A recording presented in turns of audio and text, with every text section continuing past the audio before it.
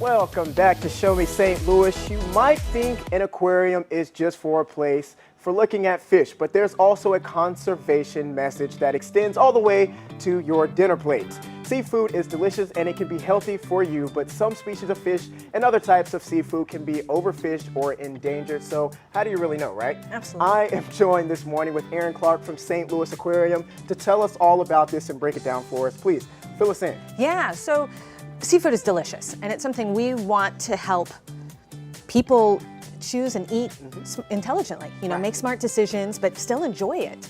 And so fortunately, we don't have to learn all of this stuff. Monterey Bay Aquarium has done all of the heavy lifting for us.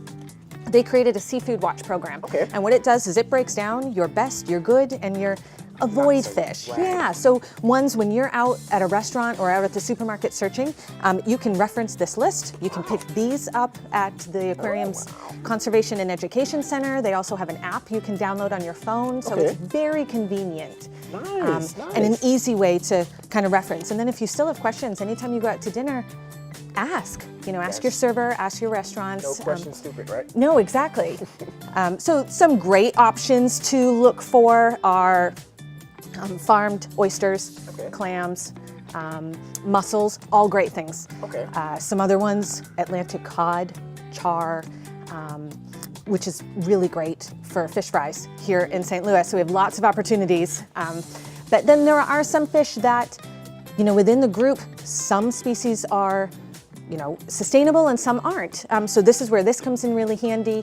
Things to avoid are certain types of grouper, certain anchovies, which is not a disappointment for a lot of people. But again, you can just reference these guides either on your phone or in person. And I know you mentioned farm raised versus, I guess, wild caught. What's the difference between that? And this is honestly a personal question. Yeah, so it really just comes down to there are some populations that are only going to live in the ocean. And so you want to make sure that you are choosing those species that are caught sustainably. Gotcha. And you're looking, what that means is making sure that the population can handle having it fished, Being taken, right. but that you're also not impacting any other populations as well.